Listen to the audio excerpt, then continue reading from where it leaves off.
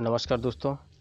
कविता एक प्रतिभाशाली लड़की बाल विवाह के बाद अपने पति से प्रताड़ित होती है। वह ससुराल छोड़कर दिल्ली भाग जाती है, शिक्षा प्राप्त करती है और कलेक्टर बनती है।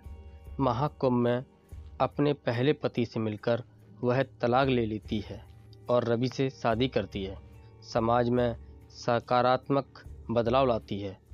कविता के पिता दीनदयाल का यह विचार था कि लड़की की पढ़ाई का कोई मूल्य नहीं है। यह चौंकाने वाला दृष्टिकोण उस समय की समाज की सोच को उजागर करता है, जहां महिलाओं की स्थिति और उनके अधिकारों की अनदेखी की जाती थी। लेकिन कविता की मां सावित्री ने अपनी आवाज़ उठाई।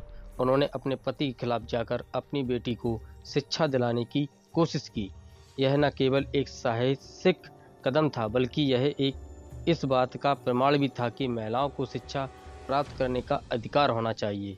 कविता की शादी के बाद उसके पति का व्यवहार उसे असहाय महसूस कराने लगा। यह स्थिति बाल विवाह के बाद महिलाओं के जीवन में आने वाली कठिनाइयों को स्पष्ट रूप से दर्शाती है, जहां वे अपने सपनों को पीछे छोड़ देती हैं। कविता के पति और सास ससुर द्वारा किए गए अत्याचार ने उसकी मानसिक स्थिति को बुरी तरह प्रभावित किया। धीरे धीरे वह अपने सपनों से दूर होती जा रही थी, जैसे उसने अपनी पहचान खो दी हो। फिर एक दिन कविता की सहेली सरोज ने उसके मन में आशा का दीप जलाया। सरोज ने उसे प्रोत्साहित किया कि वह अपनी पढ़ाई जारी रखे और अपने लक्ष्यों को न भुलाए। यह प्रेरणा कविता के लिए एक नई ऊर्जा बन गई। कविता ने उसे अपने ससुराल से भागकर दिल्ली का रुख किया और वहां अपनी पढ़ाई को फिर से शुरू किया।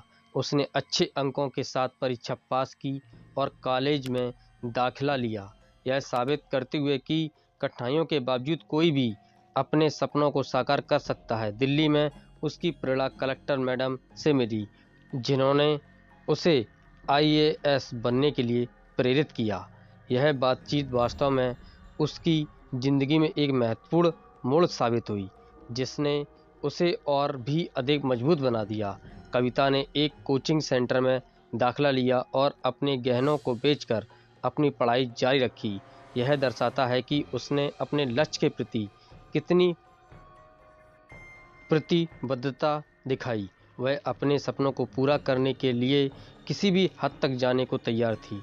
साथ ही कविता और रवि के बीच दोस्ती ने उसकी पढ़ाई में एक नई प्रेरणा, एक दूसरे का उत्साह बढ़ाया और साथ में आईएएस की परीक्षा में बैठने का निर्णय लिया। इसका मतलब था कि वे एक दूसरे के सपनों को साकार करने में मदद करने को तैयार थे। कविता ने अपने सपने को पूरा करने के लिए अनगिनत कठिनाइयों का सामना किया। उसके बिना किसी समझौते के अपने लक्ष्यों पर ध्यान केंद्रित किया। इस दौरान उसकी ताकत और संकल्प ने उसे आगे बढ़ने में बड़ी मदद की। रवि ने कविता की सफलता को देखकर गर्व महसूस किया। उसके लिए यह एक सीख थी कि सपनों के लिए लड़ना कितना आवश्यक है और इस संघर्ष में एक दूसरे का साथ देना कितना महत्वपूर्ण है। कविता ने रवि के समर्थन को अपनी सफलता का एक महत्वपूर्ण हिस्सा बनाया। उसने कहा कि रवि की मेहनत और उत्साह ने उसे हमेशा प्रेरित किया और उसकी दोस्ती ने उसे मुश्किल समय में सहारा दिया। कविता के माता पिता के साथ पुनर्मिलन की कहानी एक भावनात्मक अनुभव बन गई। उनके पिता ने अपनी बेटी से माफ़ी मांगी और अपने किए पर गहरा पछतावा व्यक्त किया। यह क्षण एक नया अध्याय प्रारंभ करने का संकेत था। महाकुंभ मेले में कविता का अपने पहले पति से मिलना एक चौंकाने वाला मोड़ था। साधु के रूप में उसका पूर्व पति अपने किए पर पछताया और यह मुलाकात का एक गहरी आत्मा के साक्षात्कार के रूप में उभरी। कविता ने अपने पहले पति से तलाक लेकर एक नई शुरुआत की।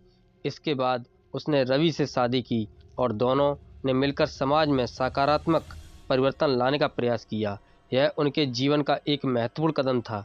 रवि और कविता ने समाज में आदर्श उदाहरण प्रस्तुत किया।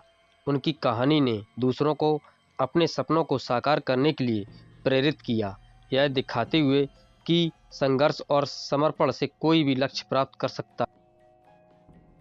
यह कहानी यह भी दर्शाती है कि समाज में समानता और अधिकारों के प्रति जागरूकता कितनी आवश्यक है। यह सुनिश्चित करना है कि हर व्यक्ति को अपनी आवाज़ उठाने का हक मिले, एक सशक्त समाज की निर्माण में महत्वपूर्ण है। इसलिए महिलाओं की शिक्षा और स्वतंत्रता का सम्मान करना अनिवार्य है। केवल तभी वे अपने सपनों को पूरा करने के लिए प्रोत्साहित हो सकेंगी और समाज में एक नई दिशा की ओर बढ़ सकेंगी। नमस्कार दोस्तों, ये थी हमारी आज की कहानी। और दोस्तों, ये कहानी आपको कैसी लगी? अच्छी लगी हो तो एक लाइक, चैनल सब्सक्राइब करना बिल्कुल मत भूलना। मिलते हैं अगली कड़ी में, तब तक के लिए नमस्कार, जय हिंद, वंदे मातरम।